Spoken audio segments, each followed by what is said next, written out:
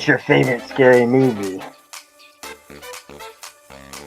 Be like, I'm dying.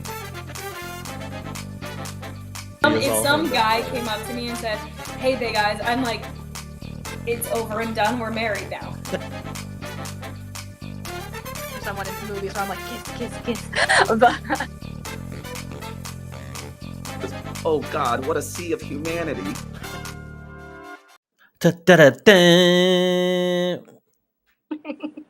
Hello and welcome to today's episode of 52/1994, the live movie conversation podcast where we discuss movies from the year 1994. I am your host, Cody, and I am joined by my co-host this week, Alyssa.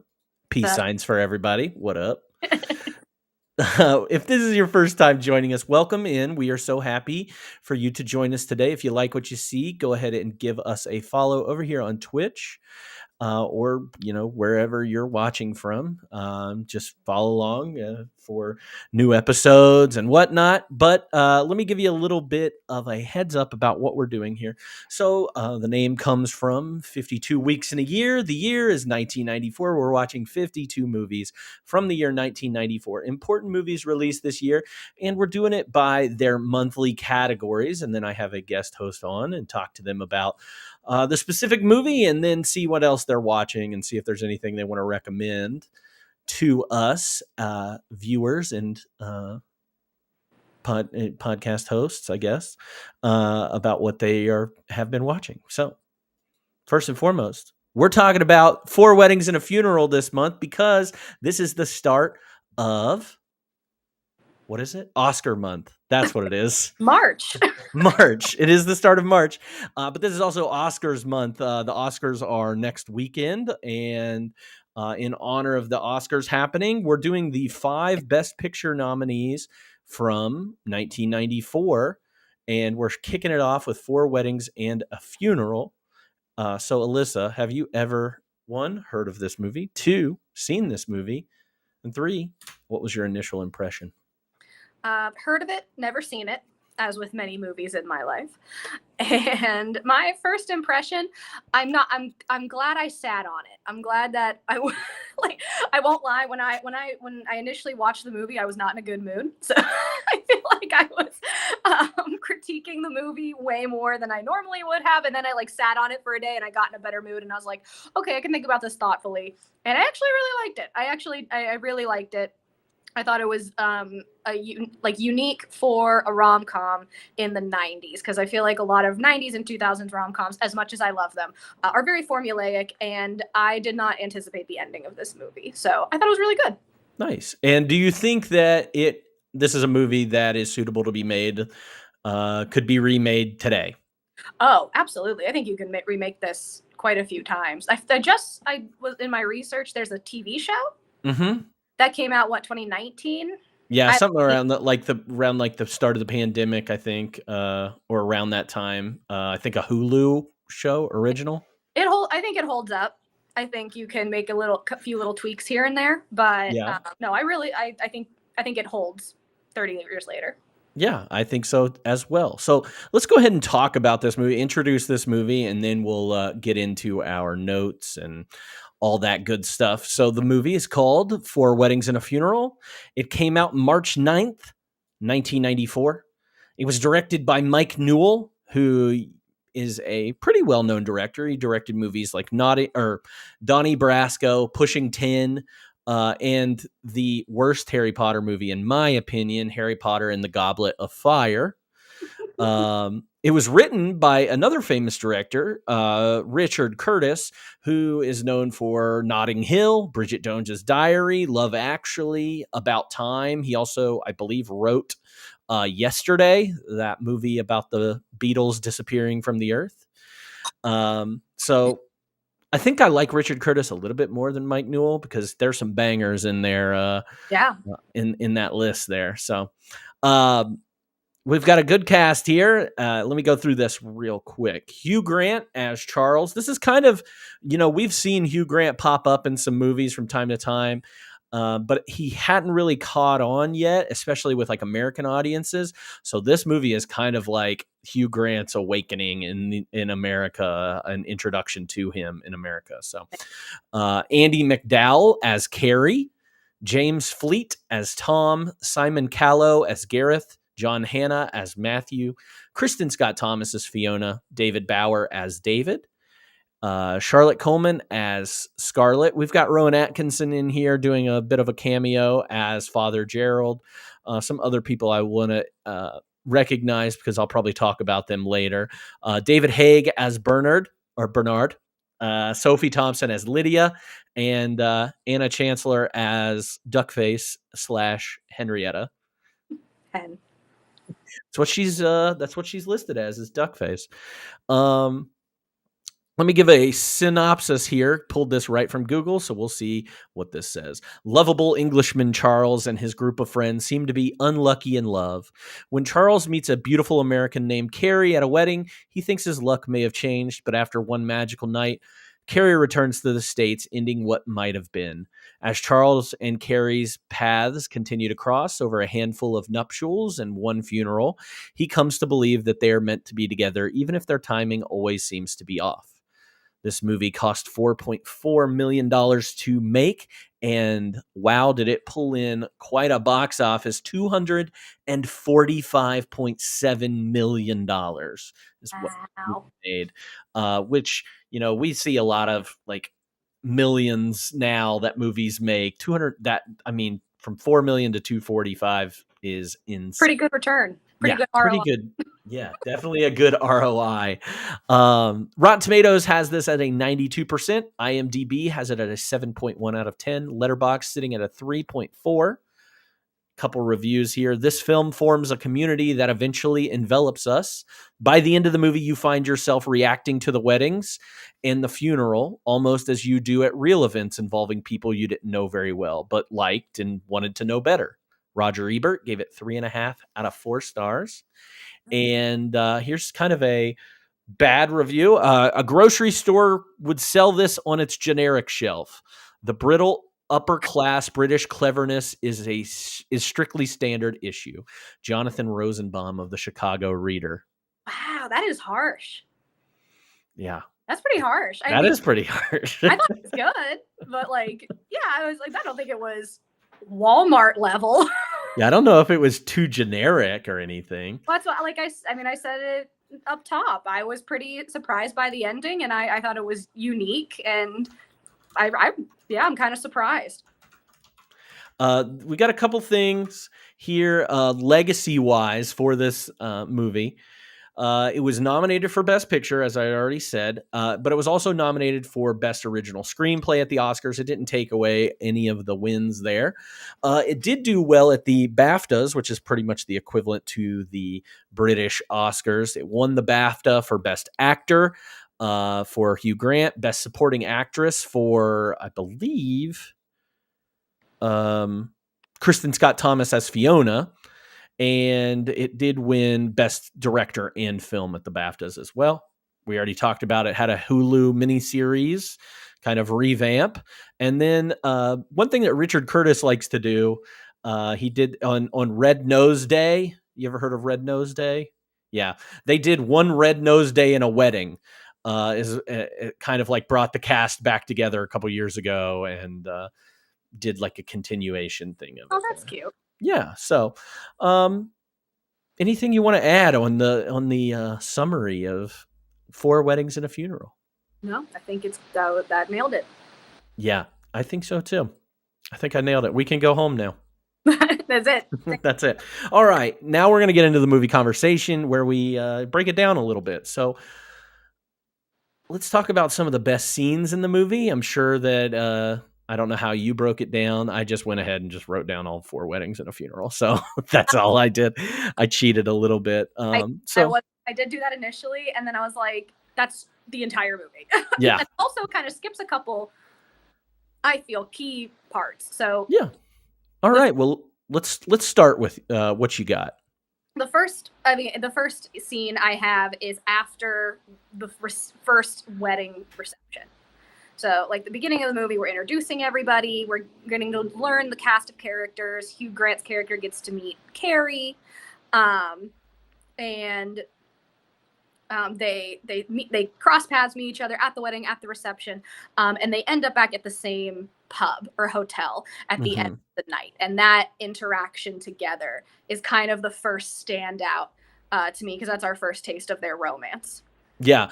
What is it called? Not the flying boatman. It's something boat. I can't even remember, because his character can't remember either. But yeah, you're right. We get a lot of establishment here of like them being notoriously late to these weddings, and these introducing all these single characters that are a little confusing at first, because I wasn't really sure who Kristen Scott Thomas, Fiona and Tom were to each other until like a little bit later, because they live together. They're siblings. But right? they're siblings. Yeah, they're brother and sister. Not at the beginning, but like in very brief passing. Yeah. So I was like, who are these people? Do they just hate each other because they're together? I don't know. But yeah, you get to realize that these people are all notoriously single and going to these weddings of their friends. And you see some side characters at the beginning of this movie. So like you get introduced to the priest, who Rowan Atkinson's character. You get introduced to Bernard and Lydia very early. I feel like we spend the most time at this wedding, maybe. Bernard's or in Lydia's, or the first wedding? The first wedding. We spend a lot of time with... Because there's introduction, there's the ceremony, there's the reception. They really go through the whole thing. I think with Lydia and Bernard's wedding, that we're like just at the reception. Yeah, pretty much. Because we have the whole like I forgot the rings thing that Charles does, and so he gives them the funny rings or whatever from his friends. Mm-hmm. Some clever stuff there. Yeah, I mean, I guess the things that I really pull out of this are setting up the second wedding and him meeting Carrie, I guess, for the first time in the hotel, and dodging that one really creepy guy. Yeah, fuck that guy.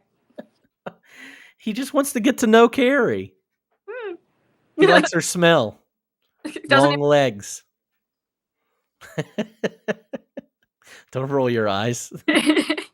I think what I like about this scene. It also establishes how Carrie and Charlie feel about relationships. Mm-hmm. How, like, as Charlie's waking up in the morning, Carrie's dressed and ready to leave. Like, she was going to leave without waking him up, which maybe seems kind of we would be led to believe is also his MO.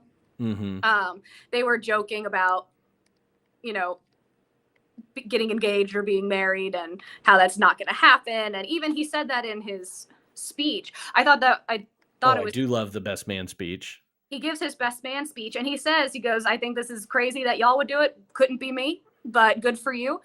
And she hears that speech and went, that's the dude that I'm going to have sex with, because we are on the same page about how relationships and marriage work. I think that his best man speech is based on a real best man speech that he gave for, I think, his real life brother. And that's kind of how he got the part too. That was one of my fun facts. Sorry. No, it's okay. No, for his his audition tape was him him giving the best man speech at his brother's wedding. So that's pretty cool. Yeah. I imagine that. I mean, I just get that smarminess from Hugh Grant, and I don't know if he's going what kind of person they're going for with Hugh Grant. Like, it's the self-deprecating version of Hugh Grant, but also kind of like, I'm better than you a little bit. Like, I think he's just, I get like you are led to believe, I feel, that he's kind of like a slut. But he really, I mean, we find out later he isn't. He's just more unlucky. Ish. But he, like, or even later, he's like, he doesn't understand love or how it works or how it's supposed to feel. And Tom at one point's like, you're looking for the thunderbolt, and that's just not going to happen. Mm-hmm. So it might be that he is maybe too, like, grandiose in his thoughts, and that's why he's coming up short every time, or he doesn't really believe in it, or he's kind of just stumbling through love in life, it kind of feels like. Yeah. This also has my favorite interaction between the two of them, not just because they end up hooking up, but the section when he actually goes up to her room, and he's standing in the hallway and she's in the doorway, and she's saying the thing about skulking. He says the thing about skulking, and she says skulk like 4 times in a row.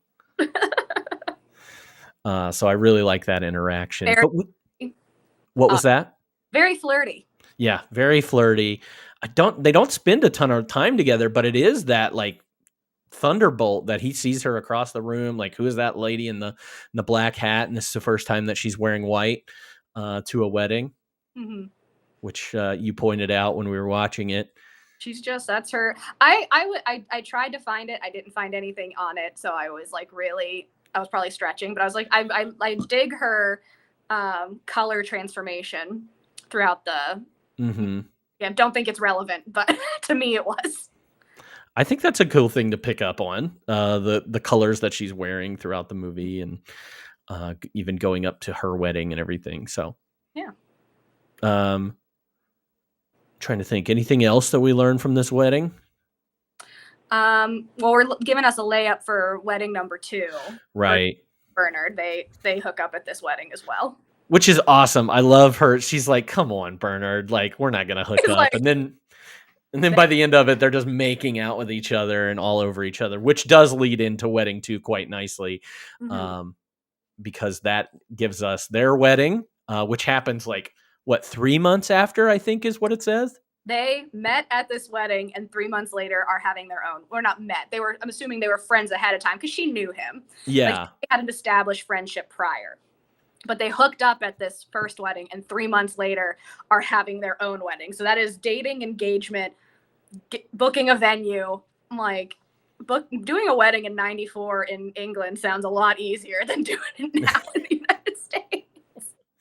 that seems pretty crazy. I don't know. 90 days from 90-Day Fiance. I guess. I mean, 90-day wife at this point. Yeah. Yeah, and then we get to see that the seating arrangements, which I think is the big thing from wedding 2, is that Charles gets sat at a table. He freaks out, and then nobody knows why. But apparently he sat at what we assume is like the singles table. And it just happens that all of the single women that are sitting at his table are his ex-girlfriends. Brutal. And so thus starts the worst wedding of his life. And not only that, but he gets to see the girl that he slept with from the first wedding shows up to this wedding with her fiance. Yeah. Hamish. He owns half of Scotland.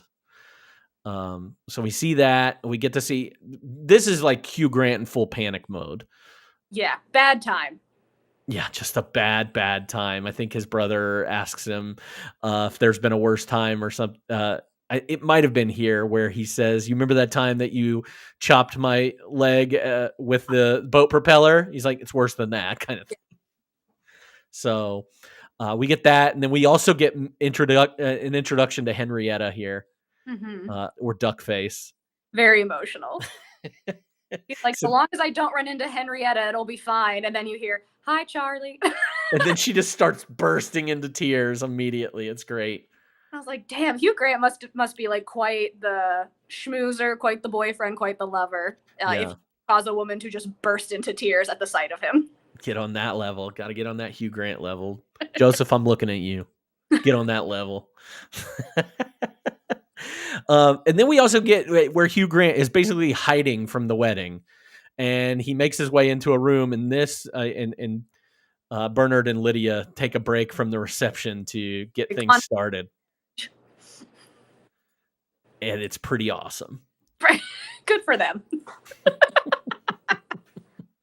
They start getting it on, and then he has to somehow get out of the room at some point. Just, it doesn't really add much to it, but funny. Just a funny little scene.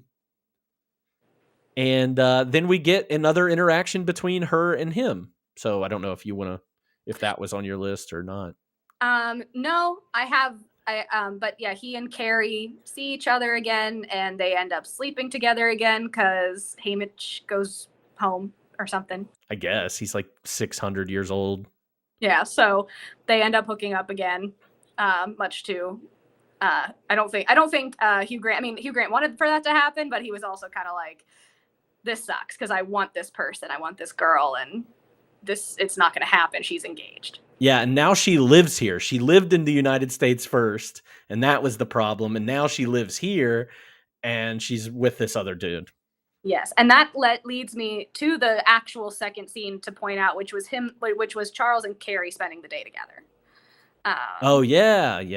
Yeah, because I think that that's pretty important. Like he gets a wedding invite for her wedding number, and he was just like, damn. So he goes to purchase something from the registry, runs into her while he's there, and they go have like maybe lunch together or a drink together. He goes with her to try on her wedding dresses. And then at the end of all this, confesses his love to her.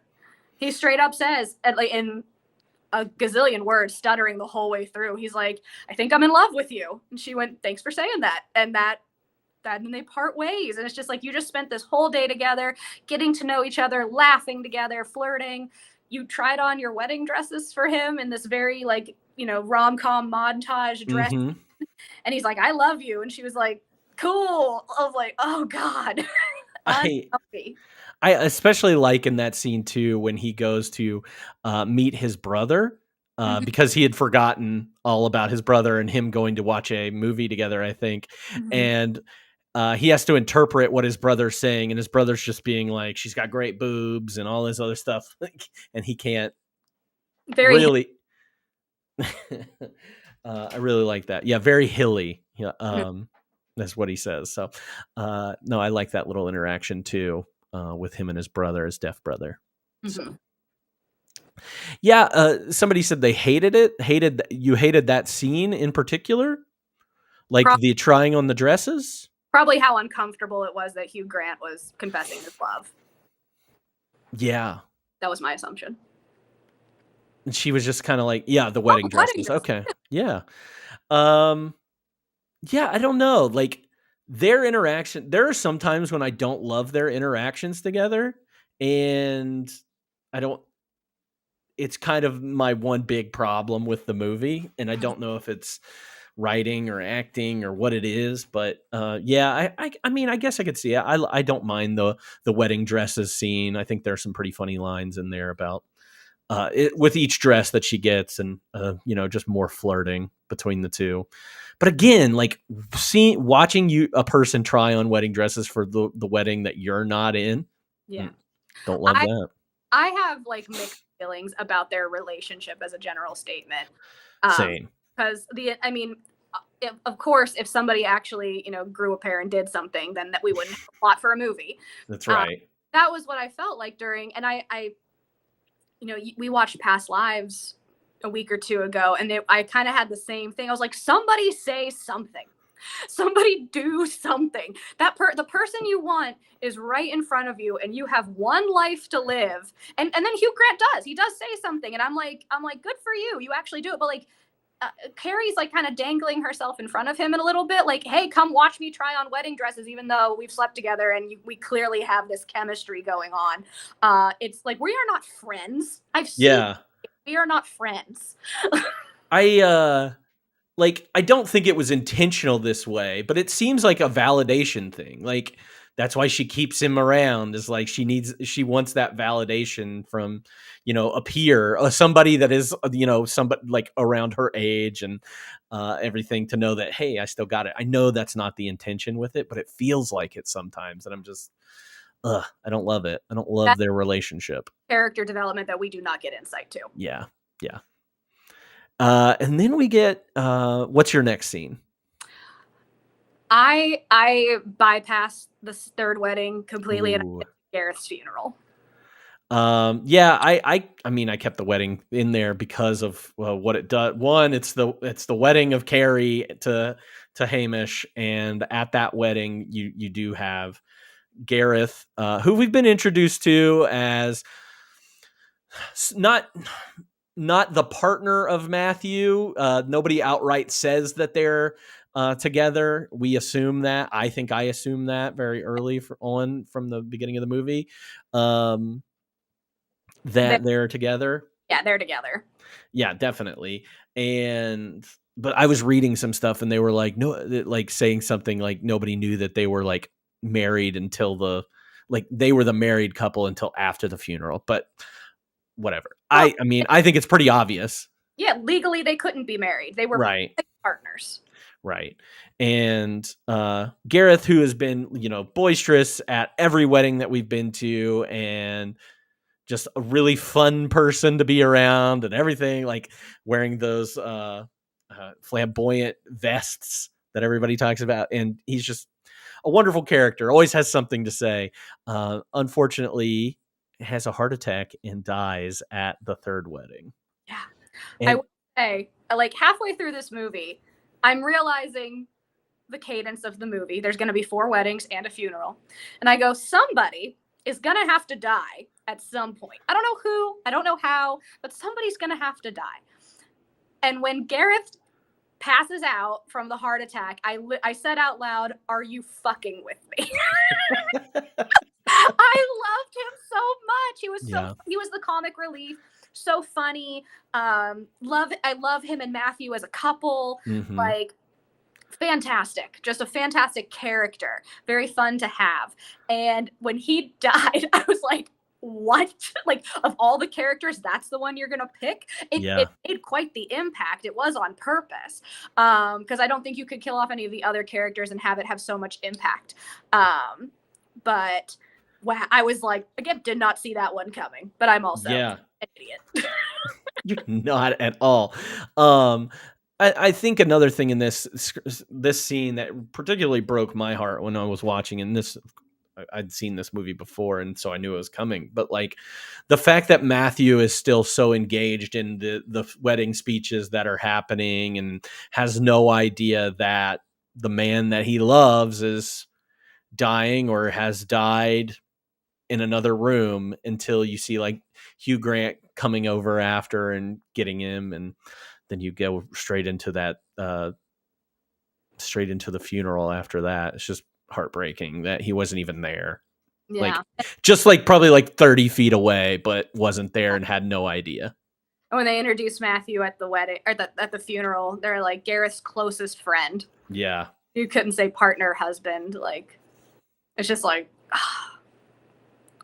crushing. Yeah. I hate that. Hate it. So good though. It brought me back. So good. So now we'll move on to your. My last scene is Charlie at the altar of his own wedding. Oh, so you skip it? Did you skip? We skipped over the funeral. I said Gareth's funeral was scene number 3. I didn't really have much more to add. I mean, Matthew gives the most beautiful speech, and I have like some of that in my quotes. Yeah. But it's just, it's heartbreaking. We also have the moment between Tom and Charlie where Tom basically just says, "It's okay to settle." Yeah. That I just want to meet a nice girl. Hope she doesn't find me repulsive. Get married, have some kids. It'll be great. Yeah. And you, Charlie, are looking for the thunderbolt, and it's just not going to happen. Mm-hmm. And it was kind of that life's too short moment that I've been wanting to scream at everybody during the entire. I'm like, life is too short. Say what you want to say. Do what you got to do. And Gareth's death kind of opens up the group's eyes to that. Yeah, I think that the funeral scene is probably and Matthew reciting the W.H. Auden poem "Funeral Blues" is probably the most prolific scene in this entire. Like, this is the scene that people probably remember the most from 4 Weddings and a Funeral. So just putting that out there. Beautiful. I had never heard that poem, or I'm not a very well educated person. I don't know who W.H. Auden is, but beautiful poem and beautiful reading, and you feel it. It just fits perfectly. It's reminiscent of when he's reading that. It feels almost like that moment in Philadelphia when Tom Hanks is doing the opera scene. Like, they're very close together.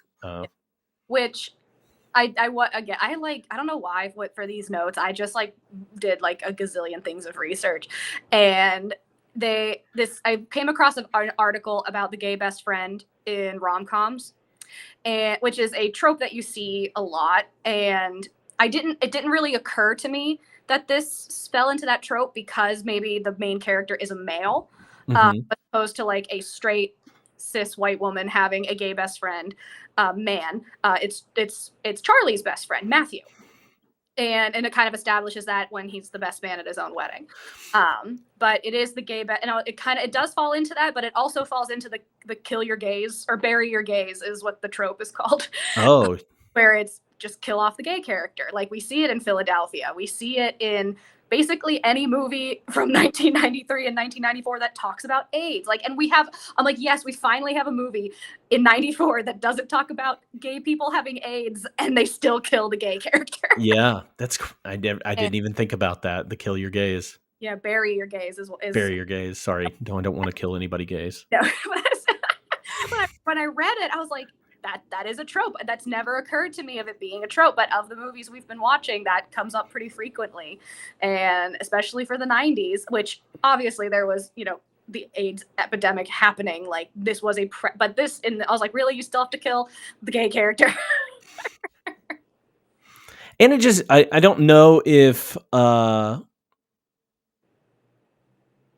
during this, is it better? We've talked about this before, like representation. Is it better to have some representation than none at all? Obviously it is, even if it does come with the trope of the bury your gays thing. Like, is it better to have that? Because it does feel like we do have a lot of like visual representation of the LGBTQ community in some of these early 90s movies, and they're not negatively.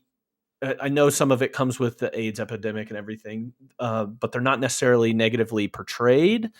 And it doesn't feel forced in some of these 90s movies, which is nice. Obviously, we can always get better at representation. And, we're still right now, like it seems like it's even almost worse that we don't get some of these characters in movies, and we do get like forced bad versions of these. Right, I agree. No, I think what we need to keep in mind is obviously we have a 2024 perspective. We cannot change a 2024 perspective. But I think when we watch these movies that are 30, 40, 50 years old and we see representation of marginalized communities, that we take them with a grain of salt. We say, yep, like for 94, this was representation. For 93, for 83, for 70, like whatever year we're looking at, we're like, at that time, that was representation. But today, that would not cut it. It's like a step in the right direction, but it's not all the way there. Right. We're running a marathon. I can't do 5 miles and say I'm done. So like we have to go the whole way. Yeah. We're getting there as in terms of a culture and a society, but there's still a long way to go. And I agree with you. We see a lot of things that come out today that it still feels forced. Yeah. Forced in the way, like different, and forced in a different way. It feels like it is. There's the term queer baiting, is making a character in a fictional, whether TV show, movie, book, whatever, appear queer or have queer qualities, but does not live the full queer experience, does not represent the full queer experience. But they are placed in that movie, book, whatever, to get queer people to actually read it and watch it. It's like, hey, here's your representation. Like, yeah. Here's your token. Like, exactly. So I think we see a lot of that in 2024. Yeah. In chat, AIDS and homosexuality might have been a different place in 94 UK. Yeah. Not in the United States, so. I am still curious about homosexuality in the 94 version of UK versus the United States, because I know that UK obviously had, I mean, we all had strict laws as countries about, homosexuality and things like that, whether it be jailed or forced castration or some of these crazy things that have happened to people. But I don't know when those things kind of turned over, especially like in the UK. They were doing like chemical castration in like the, I want to say 50s and 60s of, and so maybe it comes after, the same time that like the sexual revolution in the 60s and stuff happens, that people are more accepting and they loosen up on some of those laws. I don't know. I didn't do any research. I don't know. I forgot about it being in the United Kingdom, which again, we're coming at it from an American perspective. Yeah. But you do have to take into account this is not the same country. A lot of similarities, but not the same. Yeah. I didn't take that into consideration. Also, it's kind of, this is another thing. This is not about the LGBTQ characters or anything like that, but also like, I don't know if it's a Richard Curtis thing or a 90s UK thing versus like a 2000s UK thing. They seem to like Americans a lot more in this version, like in this, than they in any of the other ones do. Or like, I'm just thinking of movies like Love Actually, where they kind of just like dump on Americans and kind of see them as like stupid and dumb characters, which, come on. I mean, we are all dumb at some point, but like, it's such like a fascinating switch that they seem more like exotic and intriguing to the British people in this film than in later films. They're messing with them. They're having fun with them, but they're not being mean by it. No. Yeah, they did. They love the Americans in this movie. Whether you're talking about Scarlett meeting not Rhett Butler, Chester, which is the worst name ever. Yeah. The Texan. Or like Gareth messing with the Americans and telling him that he knows Oscar Wilde, which I think is hilarious. Or Carrie's American. Carrie's American. Yeah. And so she's exotic. She's cool. She's all those things. So I don't know. It's cool. All right. What else? I feel like I harped on the funeral too much. No, it's the best scene. It's spent some time on it. My last scene is, like I said, Charlie at the altar. Like his speech of, or not his speech, him being questioned and really coming to grips with, I can't go through with my own wedding. Yeah. I mean, he's got the pressure the whole time, and he invites Carrie to the wedding. Carrie shows up to the wedding. He's getting ready to get married to Henrietta. Nobody thinks that he wants to do this, and he's just doing this. And then his brother stands up and he has to interpret what he's saying. He has to say it out loud. His brother, it kind of forces him to. Yeah. He's signing. And people are like, what is he saying? What is he saying? He's like, he thinks that I don't want to do this. And he's like, is he right? Yeah. And then he gets decked. And then he gets decked, rightly decked. And I will say, this is where like the color, like Carrie's outfit stood out to me. So she's first of all, is wearing white to two other the first and second wedding. She wears white, the same white pantsuit, which is, I looked it up, has been a faux pas since the late 1800s.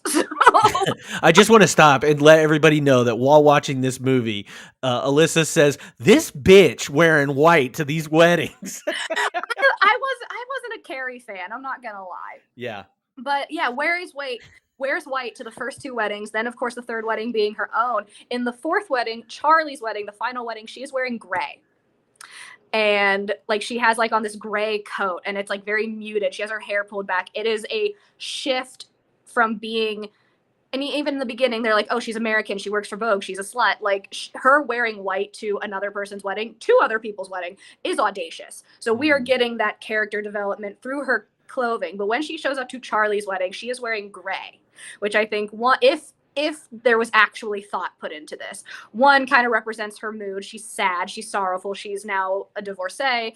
It didn't work out with her husband, and the person that she actually really liked is now being married off. Their timing is not great, which she tells him. And two, it also in a way almost shows that she respects maybe not Henrietta, but respects Charlie in that I'm not going to show up to your wedding wearing white. I'm going to show up to these other people's weddings wearing white, but not yours, because I respect you. That's interesting. I don't know. Maybe that's just me because I'm digging weight, but I looked. I have these in my fun facts because I was like, when did this become a thing? And hold on, I wrote it down.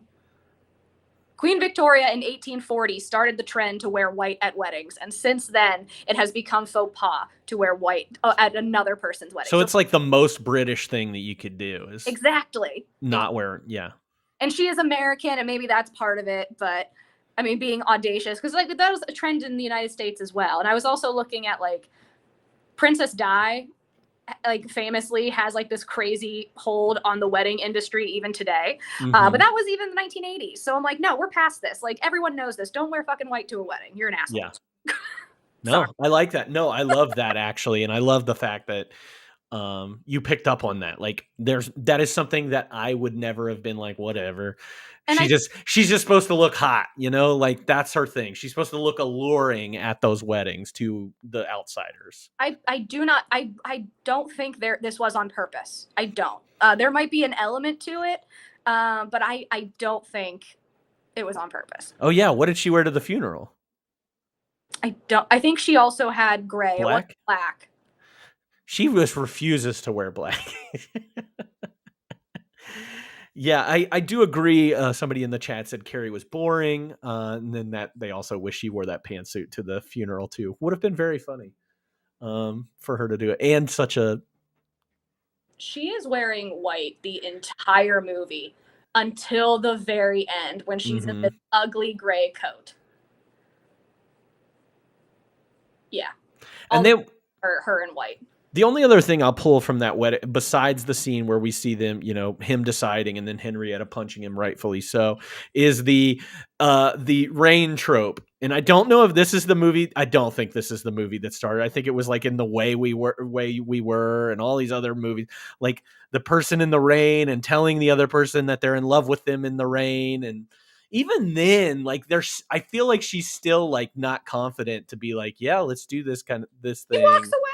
Yeah, she shows up to his house, says, just wanted to check on you, see how you're doing. How's that shiner?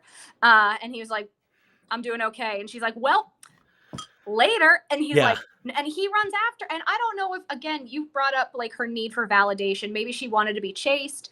Maybe she's still hurt from her divorce. Like, maybe she lacks the confidence. Maybe, again, validation or something like that. But I'm like, someone fucking say something.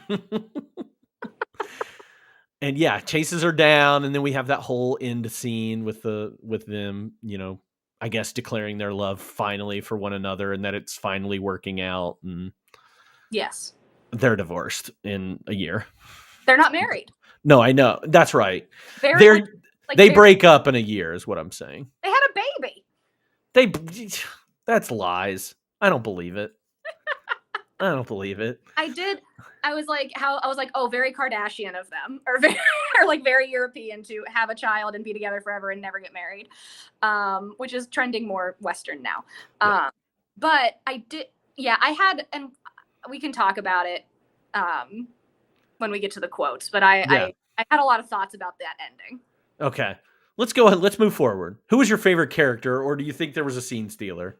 My scene stealers were Gareth and Matthew. Okay. I loved Gareth. I think he was, again, the comic relief, but I loved him and Matthew's relationship. I thought they were cute together. I liked how they played off of one another, that like Matthew was a little more quiet. Gareth was a little more boisterous, and they just kind of like laughed at how each other was different than themselves. And I liked them together, and they were my favorite to happen in the background. Yeah. I like Gareth. I love Matthew. I think that John Hannah is bringing it in this movie and doesn't get as much love. And I feel like should have been in way more things. Like you'll see him every once in a while. He was in The Mummy. He was in that show Spartacus that was on Stars for a while, and chewed some scenery in that. But like I feel like that guy should have had a bigger career. Especially he's got that cool Scottish accent. Like man, he's awesome. I want to give some love to Tom. I loved Tom. Tom's funny. I think Tom was great, and I think he's got one of the most fun roles in the entire movie. I agree. This kind of like doofy idiot rich guy. Yeah. Oh yeah, they say, "Are you the richest person in England, Tom?" He's like, "Oh no, we're seventh." Yeah, seventh. He mentions Richard Branson in there too as being richer than him. He thinks he's richer, or that Richard Branson's richer than him. So I want to give some love to Tom. I really like that guy. and that character. All right, let's get into some quotes. Oh, we want to go to quotes? Okay. Wait, is that what we have? What did you have? I might have deleted something. Or do we do? I don't remember the order, dude. When do we do laugh or thrill?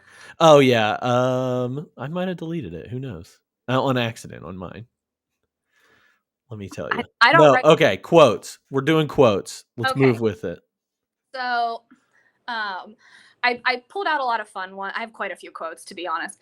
One of them was a quote from Fiona, who we don't mention at all during our recap, but she's in love with Charlie the entire time. But someone asked Fiona why is she single or is she a lesbian, and she like kind of laughs it off. And she said, "I was a lesbian once at school, but only for about 15 minutes. I don't think it counts." And I thought that was a hilarious line. That is pretty great.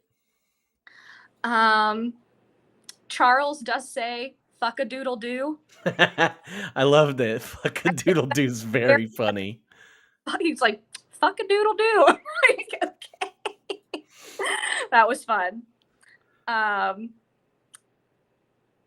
When Scarlett is talking to that little girl under the table, and the little girl's like, "What's bonking?" And Scarlett goes, "It's kind of like table tennis, only with smaller balls." I liked Scarlett. We didn't talk much about Scarlett either. I had one from her that was the, "Hi, my name's Scarlett. Don't let me drink too much because I'll get really flirty." She was great. Her walking around with her ass hanging out because the bow got detached in her dress. So funny. I liked all the I do's in the ending scenes. Yeah. So when Carrie and him are talking before the wedding, and she's like, "Hey, I'm separated from my husband." She's like, "Well, it's easy. You just get up there. Whenever they ask you a question, you say, 'I do.'" And the priest asks him, like, "Do you think you're not ready for this?" And he says, "I do." And that's when he gets decked. And at the end, he asks Carrie, "Do you want to spend the rest of your life with me?" She says, "I do." Like the repetition, with very good. Yeah. Love those. And the last I have, and I will not read, I took my favorite part from the poem of Matthews. I've actually have heard this poem before, and there's it's I don't want to read the whole thing. No, go for it. But I mean, you don't have to read the whole thing. Read what you want. no, my favorite part is, "He was my north, my south, my east and west, my working week and Sunday rest. My noon, my midnight, my talk, my song. I thought that love would last forever. I was wrong. The stars are not wanted now. Put out every one. Pack up the moon and dismantle the sun. Pour away the ocean and sweep up the wood. For nothing now can ever come to any good." Yeah. The north, south, east, west, working week, Sunday best is the line I remember from when I've heard the poem before, but it always sticks out to me. It's like, this person is my everything. And I'm just like, ah. I'm gonna clip that, and that's gonna be on there. You just screaming. Yeah, just For all my quotes. I just read a lot. What are some of yours? I got one where Charles and Henrietta are talking, and he says, or I think she just comes up to him at one point. I think this is at the third wedding, somewhere around the third wedding. Second, I don't remember. It has to be third wedding. He goes, "Oh God, I'm depressed, Hen. How are you?" And she says, "Well, I'm cheerful, actually. I weigh almost nothing." So I really like that. I missed that. I weigh almost nothing. Tom asking the old man at Charlie's wedding, bride or groom, and then the old man, who was confused much earlier in the movie as well, says, "Young man, it should be obvious to you that I am neither." Love that. When Charlie shows up late to the first wedding, Fiona says, "There's a sort of greatness to your lateness." And Charles says, "Thanks, it's not achieved without real suffering." Again, more like self-deprecating stuff from Hugh Grant's character. I think one of the big important lines early on is Carrie saying, "I think we both missed a great opportunity here," when they are leaving one another that first time. And then finally, David says, he signs this, but it says, "What is it about penises that they get such great wives?" So there's some of those. Dude, give him his flowers. I like David. Yeah, I really like David too. He was pretty great. Cute little brother. Yeah. And you get to see like a love story happen, like again, like another subplot of David and No idea what her name is. I can't remember what her name. It's I can't remember what her name is, but that nice little subplot of him falling in love this entire time and her learning how to sign, and that was really cute. And her signing incorrectly. British Sign Language is so interesting to me. There's a lot of like pointing on hand stuff. Yeah, that was interesting. All right, biggest laugh, cry, scare, or thrill? I had biggest cry being the funeral, like and Matthew's speech. That did get me. That did get me. What was your biggest laugh? I think the ridiculousness of Hugh Grant being stuck in the room while are consummating their marriage, and he's just like he's like hiding, and then he like hides in somewhere else, and they are just going at it. The noises that the things that they are saying to one another, I was dying, just like giggling like a little boy. They're having a great time. Good for them. I hope they last forever. Wish them nothing but happiness. That was my my biggest laugh as well. When the lights cut on, yeah, that was that was really funny. Also, I think it's funny that they're late to everything. Yes, all of the alarm clocks and just scream, just fuck every time they wake up. Yeah. I think they say it. I saw somewhere where they say 13 or fuck 13 times in the first like 10 minutes of the movie, and it's mostly just Hugh Grant just going fuck, fuck, fuck, fuck. Yeah, him saying bugger over and over. Oh yeah, so good. That was a funny moment too. I don't have any. There are no scares or thrill. Obviously, like when Gareth dies, it's pretty shocking, and I do hate that. But we already talked about that. But yeah, you're right. The funeral speech is definitely the thing that got me. All right, what's your most ridiculous moment? My W2 moment. Yeah, I have two. The first is being sat at the singles table, because if I go to a wedding and I know, like, I consider the bride and groom my friends, and they stick me at a table with all of my exes, I'm leaving. That was so rude. Also, all of his friends are single. Why couldn't they have sat him at a table with his friends? They just said, we're going to fuck with this dude, and literally put him at a table of all his exes, even though Fiona sits at a different table with, with that lady, like, who asked her if she's a lesbian. Like, Scarlett is nowhere to be found. Like, it makes me wonder if Lydia, obviously I'm putting my own storyline in this, Lydia was friends with all of those girls, and she wanted them to get a little bit of, like, vengeance on him. Maybe that might be it. But to me, I was like, if I'd be furious.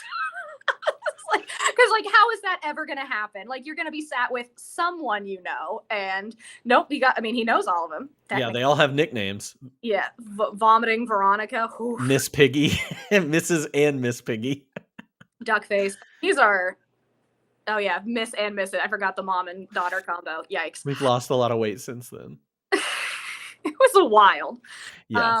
The other WTF scene was them talking about their body counts. I forgot that was not that I forgot it was a thing, but like, that is so taboo to even ask someone today. Like, it was almost like a joke to ask, like, maybe 10 years ago, 15 years ago, but like, they're clearly having like a banter, flirty conversation, like talking about sex in general. But I was like, he just straight up asked her, what's your body count? I'm like, okay, that's invasive. And she said, what, less than Madonna, but more than Princess Di? Yes. Yeah. And then she lists every single one. 33. He was 32. Yeah, I didn't love that. Yeah. Which I was like, whatever, go off. Good for you. And he doesn't tell her his number until later when he runs back to confess his love, and he was like, I've only slept with 9 people. And I'm like, okay. Like, that's not, for him to be played as this playboy, 9 doesn't seem like a high number to me. Yeah. Well, half of them, or most of them, were sitting at the table with him at that last wedding. I can list them. I know more of his body count than hers. It's pretty great. I just said, obviously, like, the last wedding is pretty crazy. And the fact that it took him so long to get through, like, where it took him too late. Like it's so late to get to the to the altar. Yeah. I think that's my biggest thing. I'm like, you weren't sure about this before. If I'm one of your like best men or your brother or something like that, I'm like, hey man, let's not do this at this point. Let's put a pause. Let's take a break. Like, Yeah. No. Yeah, I agree. A little too late for me. All right. Best music moment or recognize the score?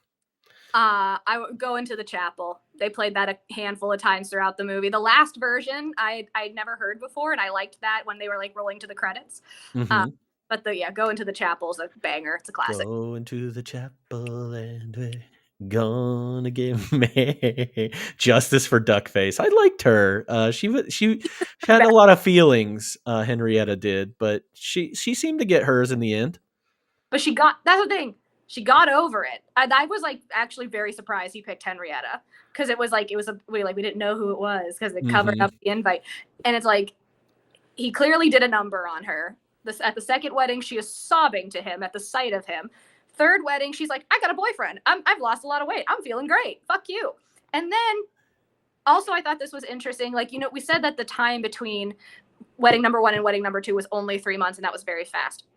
The time between the funeral and his wedding is 10 months. And I wonder if that was him kind of if we were going by the logic of 3 months being normal, him dragging his feet, like not wanting to actually marry Henrietta. But for him to go back to her after literally destroying her and then leaving her at the altar, she deserved better. Obviously they show a picture of her at the end with another dude, and I'm sure it's fine. But she's a pretty girl. Other than I'm a crier. I'm a crier.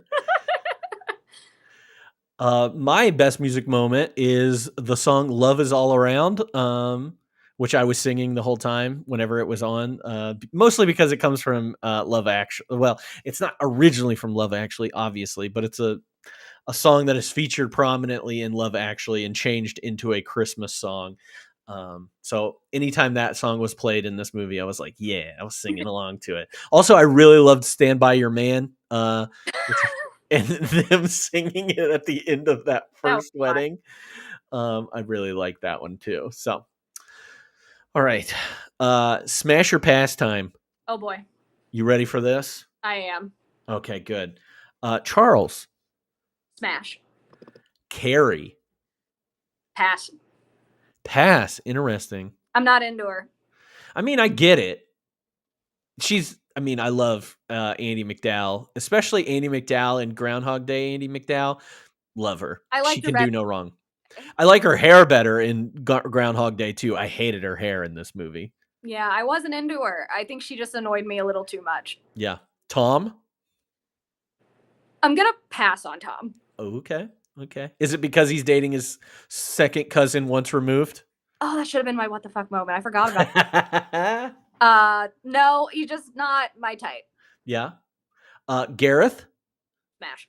Yeah, he's a good time. Yeah. Matthew? Smash. Together. I'm fine with that. I love them both. Jesus. Together. Fiona? She was a lesbian for 15 minutes. I'll go smash. Okay. I feel like she's super underdeveloped. We don't get a lot of Fiona. Like I know who Fiona is. I really thought that was going to be the plot line. Like when they introduced her as the best friend, I'm like, he's going to end up with her at the end. Mm-hmm. That was my thought 5 minutes into the movie. And then she admits, I've been in love with you since I've met you. And I'm like, again, it's going to be her. And it never is. And they just blow her off. She doesn't even end up with someone in the end. It's a joke. No, she ends up with Prince Charles. That's stupid. It is a joke. You're right. And I was like, I think she could have gotten more. I thought this was going to be a best friend trope wedding movie, and it was not. And I was kind of surprised by all that. David. Smash. Would you learn British Sign Language for him? I've always wanted to learn sign language. I know very, very, very little, but I would learn it. Okay, good. Father Gerald? No. That's a really funny scene that we didn't talk about is Father Gerald at the second wedding, just botching all of the vows. Very funny stuff there. The I want, Father, Son, and Holy Spigot. I want, I want Father Gerald and Fiona to have like a Fleabag moment. Ooh, yeah. I love that spinoff. That's the one movie we deserve. Yeah, Rowan Atkinson really delivers every time he shows up in a movie like this. So I did love that movie. And I love the relief on Bernard's face whenever he gets his name right. He's like, yeah, you got it. He's a family friend. Like, he's just trying his best. Scarlett. I skipped over her, but Scarlett. Oh, I'd say Smash. Yeah. She seems like fun time. She seems like a good time, yeah. I'd like to be Scarlett. Bernard. If I'm going off of physicality, I'm going to pass. But based on, I mean, he got Lydia to marry her in 3 months after hooking up with her that one night. So clearly he's good at something. So They seem to be having a good time. yeah. So I would go, like, if we did fuck, marry, kill, I'd put him in the fuck category, but not the marry category. Yeah, he does seem fun in bed. You're right. I'm going Smash with Bernard. Lydia in the same kind of vein there. Yeah, same. Henrietta Duckface. Smash. She's pretty. She is very pretty. You didn't say what any of yours were.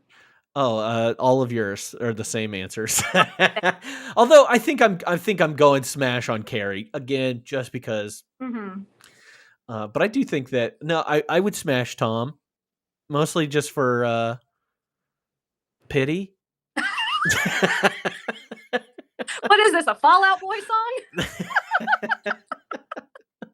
I love Tom. Bless him. Bless his little heart. Bless his heart. All right, who do you think gave the best performance? I do think Hugh Grant gave the best performance. I know you really like the actress. I don't think she did a great job. There wasn't the Carrie's character. I don't think. Oh no, this is 100%. I only did 194 recast, and it was Carrie. Wow, interesting. I mean, I didn't. There was nothing that dragged me into her, like drew me in. But I thought Hugh Grant did a great job. Like you said, this was his kind of his breakout role for Americans. Also, we just watched him in Sirens a month ago, and he was like incredibly unfuckable in Sirens. Yeah. And to do a 180 with this movie, he did a great job. Yeah, Chet is right. Andie MacDowell is a bad actress. She has been like kind of notoriously known as a bad actress for a long time. I think she does a very cute and passable job in Groundhog Day, which is the only movie that I'll say that, she gets a pass for me from, but I think she's gotten better in her older age. I've seen her in a few things like in the last few years, and I do think that she's gotten a lot better. She is very prominent on the Hallmark Channel, like not during Christmas time. Mm-hmm. I did not know that. Yeah, she is. She's on a TV show where she's like it's like a drama. She's like the mother character. But yeah, I mean, she's that. Sorry, hashtag unfuckable is a funny thing to pop up after all this. That was my college. Oh, God. Oh, yeah. Sex, Lies, and Videotape. I forgot about that, that she's in that movie. That was my name in college. Hashtag unfuckable. Speaking, I agree with you about Hugh Grant, though. I think he is the best one in this movie. And we get 30 years of Hugh Grant after this. Lucky us, right? He has sex with a prostitute and cheats on Elizabeth Hurley after this. So he what? That's a big thing that happens in like the next like 2 or 3 years. Like a real life thing? Yeah. He gets a blowy from a prostitute in a bathroom, like a park bathroom. Maybe I'm confusing that with not Boy George or George Michael, but he definitely got caught with a prostitute and he was dating Elizabeth Hurley at the time. And I've like distinctly, like we've talked about, like you've talked, like my parents like have very interesting opinions on movies and actors and who they like and who they don't like. I like distinctly remember my mom disliking Hugh Grant and I had no idea why. Yeah. Never. Isn't it?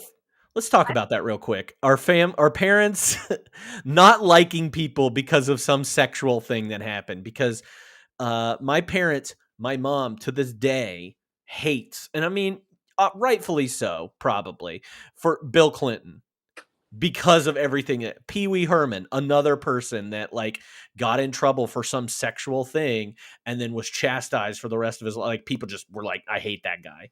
Just want to say that about people. But yeah, Hugh Grant, definitely. Well, there was also there was like a huge movement in the 90s towards purity culture, not just within church and religious sect, but like in life in general. Or in the zeitgeist, like it was more because it's like, it's the counterbalance. The pendulum swings one way, and we had the sexual revolution in the 60s and 70s. So coming back through the 80s, hitting up the 90s and early thousands, we're going on the opposite end of that, where we're like, trying to save yourself type of stuff. Same. So with anything happening during the 90s is going to be, and plus we're seeing like the rise of technology, being able to learn things and communicate things better. Tabloids still very much being a thing, but you can get your information way faster. Yeah. Got a couple things in the chat. I like Hugh with the glasses. The whole time I saw Hugh's glasses, I was like, that's the kind of glasses I want right now, or those kind of glasses. So hopefully we'll get there. I bet she loves Bill Cosby. My mom, probably. I don't know. I think once you do a bad thing in my mother's eyes, you're a bad person. So Bill Cosby's probably out. No. 90s was about wholesomeness for sure, as other things. Yeah. And you see that like some of the counterculture stuff that we get in like some of the movies that we'll see like later this year, some of that. But for the most part, I do think wholesomeness is a theme in the 90s, especially like you see our family movies, our kids movies that we have been watching. You get that a lot. All right, let's do a recast. Did you do any 94s? No, I didn't. I did one because I do think Andie MacDowell is not good in this movie and does not lend herself over to making her a likable character. Yeah. So I was thinking maybe obviously I think she's too big at this point to be in this movie, but Julia Roberts we're sitting right there. She's the most and you get this kind of movie even later you probably haven't seen this movie, but My Best Friend's Wedding. She's essentially the whole plot of that movie is for her to destroy a wedding so she can be with her best friend. And she's still incredibly likable in that movie, even though she's a shitty person. So I think that would be my obvious recast there. I thought Demi Moore, maybe during that time, she might be too, sexy with the husky voice and everybody, like she's about ready to do striptease and all this other stuff. I don't know. I love it. All right. 2024 recast. Did you do any? I actually did quite a few. Me too. So for Charlie, I'll say I tried to make this British and then I immediately went away from that. I did all British. So Charlie, I made Andrew Garfield. Because I made Carrie Alexandra Shipp. And they are Tick Tick Boom. So that's girlfriend in Tick Tick Boom. And the chemistry there's that deleted scene where she sings like a green dress. And like the chemistry in that scene is so sexual. And I was like, why did they cut that from the movie? It was so good. But I would like to see, because I mean, obviously Tick Tick Boom is focused on Andrew Garfield's character and Alexandra Shipp is kind of like collateral damage. In that movie. I would love to see them have a movie where they come together at the end. Yeah. And got to really flesh out that chemistry. So that is my two. I also threw out Jack Quaid for Charlie, and that is because of one of my movie pairings that we'll talk about later. Okay. For Fiona, I had Sophie Turner. Okay. Because that was they have like the same facial look. Tom, I put John Bass, who is the guy from Miracle Workers. He's like the brother. Yeah, that's a good one. I love that. Kind of dopey, like he's in one of the other, again, that same movie with Jack Quaid that I'm about to talk about. But he's kind of dopey, and I think he would be great at Tom. Yeah, I love that. I think that is really good. I have Scarlett as Quinta Brunson. Okay. Just a tiny human who does comedy. I love your movie. It's gonna be Gareth. I wanted Gareth and Matthew to be so good, and I just had such a hard time. I initially picked Billy Porter for Gareth because he is so beloved, and I thought he is already so audacious with his clothing choices in the real world. I thought that they Mhm. could really play it up in this movie. If I were to pick a character who is not queer in real life, oh shoot, what is his name? I talk about him all the time. He's in Death at a Funeral. James Marsden? No, I'll come back to it. Never mind. Peter Dinklage. Yes. Peter Dinklage was the other one who came to mind for Gareth, because I love Peter Dinklage. That would be good. I love that, but actually. he's not queer in real life, so I did not want to cast him. Yeah. In that. And then the Matthew character, I put Joel Kim Booster because I love Joel Kim Booster, and I wanted to see him in a more serious role. Like, I think it would be because, again, Gareth and Matthew are like playful with their banter. But I wanted like that. I just can envision Joel delivering that speech. I think he gives a little bit of that in Fire Island. Like, that's a comedy, but it like he does give that like seriousness in that movie. I think he's him in Fire Island. I love that movie. I think yeah. So that is my recast. Big Bang Sheldon as Matthew. Oh, that would be a real. That's good.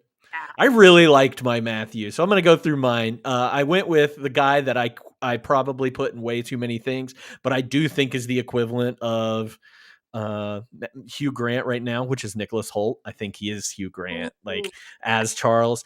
And then I also cast, again, just because it's familial, Margaret Qualley as Carrie, because she is the daughter of Andie MacDowell, and I think she's a much better actress than her mother. So I think that she could really pull that one off. Tom was the one I actually had the most trouble with. I really love your pick. It's really good. I went with Tom Rosenthal, which nobody knows who that is, but he's a British TV actor, most probably known from the show Plebs, which I tell everybody to watch. I think he's really good in that and could probably pull off the dumb thing. Maybe a little bit smarmy for the role. Might fit into the Charles role better. But Matthew is actually, I think, is a really good. Ncuti Gatwa, who is the new Doctor Who. He was in Sex Education. He's queer as well, so you got that going for him. I think he's Scottish too, which just goes along with Matthew even more. So I think that I love that. That is a yeah. I think that one, I was the most proud of that one. I was like, this is the guy. Like, it has to be him. Forgot about Sex Education. I should be that show. And then for Gareth, obviously you wanted somebody a little bit older and stuff. I couldn't find anybody British that I was like, yeah, that's them. So I settled on an Australian actor, Murray Bartlett, who is most famous probably for The White Lotus season 1 as the guy that runs the hotel. He's also in the show episode 3 with the zombie fungus. Yeah, The Last of Us. Thank you. He's kind of having his moment here, but I thought he would be a fun older guy in that, and I just thought he'd be really good. Jodie Comer was the one I had for Fiona. She's from Killing Eve, which great show. She's also been in a lot of newer movies that have come out. I think Facial Expression 2 is another reason why I kind of cast her. It's kind of stone-faced. And then for Scarlet, I went with Karen Gillan, another Doctor Who alum. She's also in the Avengers and all that. She plays the blue lady in the Avengers. I'm blanking on what her name is now. In the robot like blue lady with the black eyes. Anyway, she's also in Jumanji, but I think she could play Scarlet because Scarlet seems a little bit like not coordinated, but just kind of goofy and freewheeling and all this stuff. And there was this show I used to watch when I was that was on, I think it was only on for like 6 episodes, but it was something about Selfie is what it was called. And it was really cute. But she was kind of stupid in that show and kind of daffy. And I think she could pull it off. Not that I think Scarlett's stupid, but I don't think she is. Daffy is a better word. Mm-hmm. So that's it. That's my cast. I like it. It's good. We can combine. Yeah. All right. Fun facts. Since you did a lot of research, you go for it. So we already talked about Hugh Grant submitting his brother's wedding speech for his audition tape. I did mention earlier, Queen Victoria in 1840 started the trend to wear white at weddings, so therefore Carrie wearing white all the time is an asshole thing to do. Princess Diana at her wedding is the one who kind of kicked off the modern day wedding industry as we know it today, like getting a big expensive fancy gown as opposed to something that's a little more tame and chill. Like wearing a white pantsuit to a wedding was, or like, you know, business casual outfit was pretty common before Princess Di. So that was just me being a wedding industry or a capitalism nerd. But the one actual fun fact that I have is about backstories. So there was a delete, which you probably have as well. There was a backstory. There was a deleted scene that gave everybody's backstory that would have helped us a lot watching this movie. But Charles, Matthew, and Fiona were at university together, and Gareth was a lecturer. He was their professor. Scarlett was found under Charles' kitchen table after a party and has lived there ever since. Because we were like, are they roommates? Are they siblings? Because we knew Tom and Fiona were siblings. Nope, she just showed up. So that is their backstory. That's how they all know each other, how they're all friends. And I wish we got that information. Just a little bit, yeah. But we get enough without it. But yeah, I like that backstory bit too. One of my favorite things that I learned is that I guess there was an online poll in the United Kingdom of who was the most annoying movie character of all time, and Carrie was voted number one, or was voted one of the most annoying people. Wow. Oh, interesting. Yeah. I wonder why. Because she sucks. She does suck. I don't know if annoying is the right word. I mean, yeah, she's frustrating. Yeah. Not very well. Frustrating. Another thing about kind of the casting and everything, Jean Triplehorn was originally cast in the role of Carrie. However, the sudden death of her mother shortly before shooting was due to led to her leaving the production and Andie MacDowell coming on. I believe Marissa Tomei was also up for this role, and she backed out because she had something pop up to it very similarly to this, so she couldn't even commit to it ahead of time. We already talked about the wedding invitations timeline. So it starts in May. The next one's in August. And the next thing is in October. And that's when the third wedding and the funeral is. And then the next August. So one whole year is what we see in their life. Thought that was pretty interesting. If you had to give it a rewatchability rating between 1 and 5, what'd you give it? I'd give it a 4. I'd rewatch it. I kind of want to, because again, like I said at the beginning, I was in a bad mood when I watched it. So Tell me about it. I'm sorry. Just kidding. I wanted to. I would like to rewatch it because again, when I sat on it, at first I was like, I don't really like this movie. It kind of annoyed me for X, Y, and Z reasons. Like Carrie or Charles was both like, I need you two to get it together. But after sitting on it, I was like, I actually really liked it, but I would like to go back and watch it at least a second time. And I would, if someone was like, I've never seen this movie before, I would watch it with them. I put everybody in a bad mood. I get it. I gave it a 4 as well. What's your overall star rating? 1 out of 5. I initially gave it a 3, but when I think back, I think I want to give it a 3.5.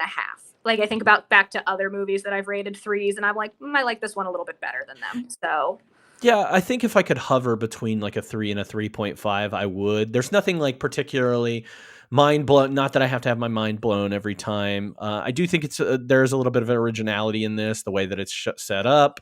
Some of the the plot devices and things like that are unique. I did like it for that.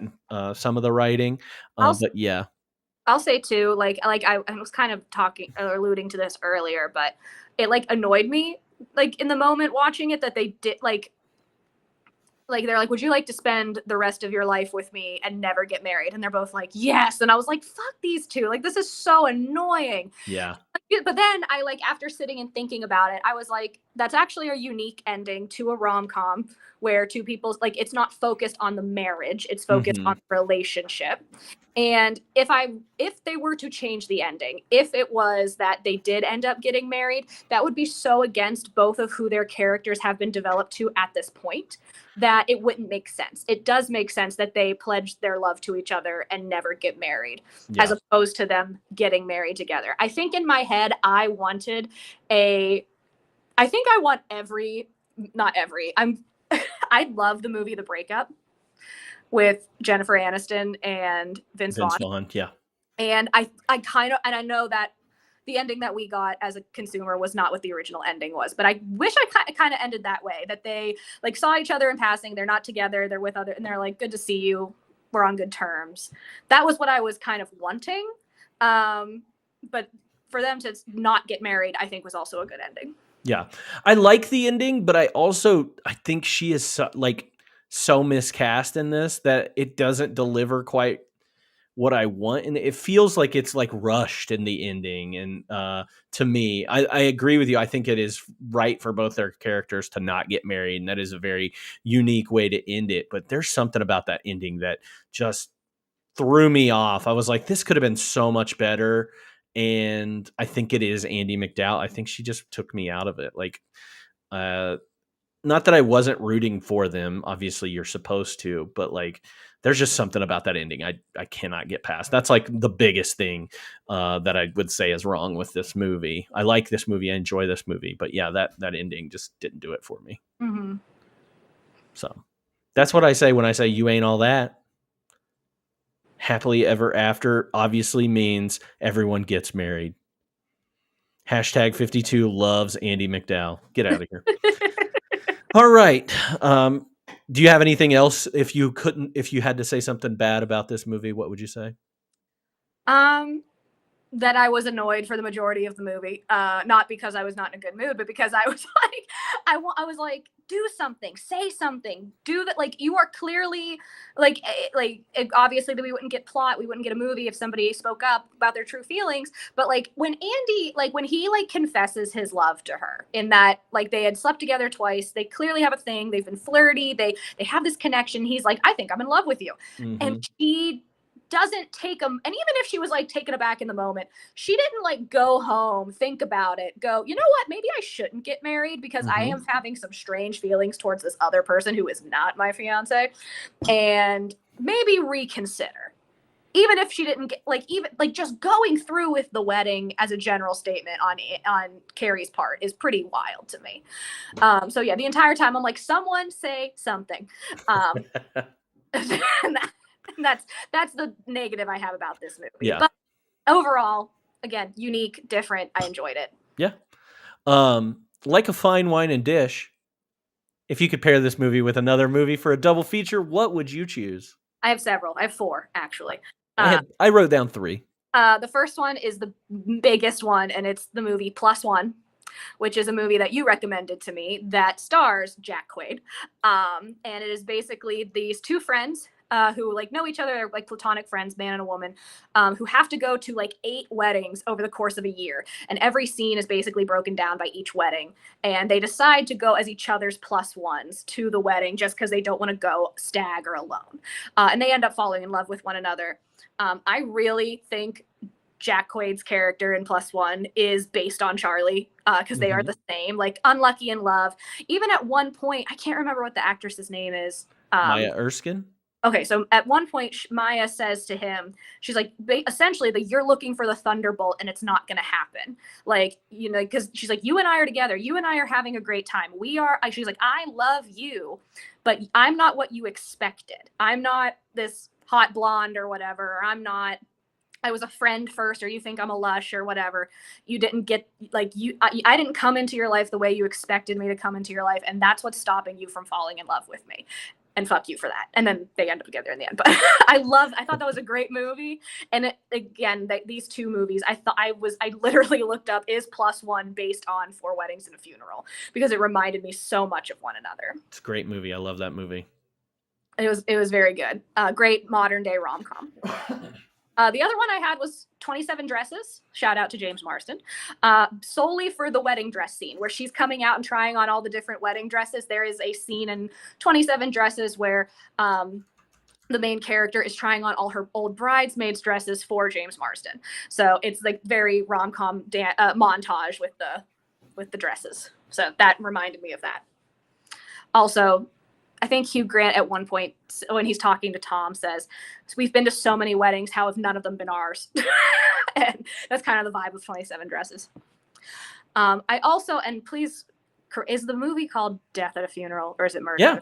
Okay. Death at a Funeral. I also paired it with Death at a Funeral solely because I have seen Death at a Funeral, and it's been years. I've never seen Four Weddings and a Funeral, and I always got the titles switched. So I thought for years I had seen Four Weddings and a Funeral, but I haven't, and it's just because they both have the word funeral in the title. There's no correlation to the movie. It's just because I got the titles switched up all the time. Yeah. Also, Peter Dinklage. Love a Peter Dinklage sighting. Death at a Funeral, both American version or British version. James Marsden is in the American version. Peter Dinklage is in both versions. So definitely watch those. Yes. Definitely watch those. And the last one I have is actually the TV show How I Met Your Mother. Yeah, I was thinking that the whole time. I was like, this is the entire last season of How I Met Your Mother. Charlie and Carrie actually remind me of Barney and Robin. Yeah. Two people who are marriage averse, who we learn to accept that they're together. and you know, a lot of back and forth, but you go, you know what, I understand how these two end up together. Like they're both both playboys, they both like each other. But yeah, this, and even the friend group, even Scarlett's character reminded me of Lily for some reason, probably because of the but yeah, that was, if you want to pair it with the show How I Met Your Mother. Yeah, no, I absolutely had that thought. I was like, could I pair it? When I was looking, I was like, can I just say like the last season of How I Met Your Mother is what I would pair this with? You already took one of mine, which was Death at a Funeral. Okay. I think you could pair this with Love Actually and have a good time. Wait, did you pair it with Death at a Funeral? Because my reasoning was stupid. I just paired it with it because it was very British and very like mini stories happening and structurally, I think it kind of goes along with that. But okay, that makes sense. Needed a funeral one. Yeah, Love Actually, I think is a good one to pair this with. I don't know if this is unique or not. It's not really. But I also paired this with 500 Days of Summer. Okay. Like the main couple should not be together. Yeah, I think it fits too. And then you're going through these like different sections of their relationship, and you know there are a few weddings in there, or there's like a wedding that they end up going to at one point, and you see two different scenarios. It's a unique thing, and it's got some story things in there too. But yeah, I think kind of just finding out who you love and how you love, and being with the right person, and doesn't always look like how you think it's supposed to look. Like Hugh Grant being with Henrietta, this is how I think it's supposed to look, but that's not how it really is. There's the thunderbolt that you get. So that's why I compared it or put those together. Big +1. Yeah. +1, I think is very, very good choice. I think that's probably the closest you're going to get. So, well, that's it. We did it. We went through 4 weddings and a funeral. We did. In an appropriate amount of time. So, Alyssa, thank you so much. Do you want to end on any movie recommendations of something that you've recently watched, or anything that you've recently watched, to be honest with you? So I did. I said we talked about Past Lives last week, but I did watch Past Lives. And if you haven't watched it yet, I do highly recommend it. It is a slow burn. It doesn't like hit you emotionally until the last 5 minutes. But it is very, very good. There's a reason it is nominated for Best Picture this year. Death in the Funeral, I see that in the chat. I do love that movie. It is very funny. It's dumb, but it is very funny. If you want to laugh, Death at a Funeral, specifically the American version, I think is fantastic. And I also, because Steven's in the chat, I did watch Eternal Sunshine of the Spotless Mind last night. And it messed with me a little bit. I'm not gonna lie. It was very good. I am a Black Mirror fan, and it gave me Black Mirror vibes. I really liked it. I'm not really into the whole like The face thing kind of weirded me out, like people's faces being erased. That's almost like body horror in my head, but it's not. I'm just a wimp. But I loved it. I thought it was so unique, so beautiful. Very all-star cast, very good movie. Anything I know I'm else? behind on the times. I know probably everyone in this chat has seen Eternal Sunshine, but I just saw it and it was good. No, I think that's good. Anything else? That's all I got. The only thing that I have seen lately, besides, I'm trying to catch up on those Oscar movies. Maybe hopefully I'll get there before next weekend.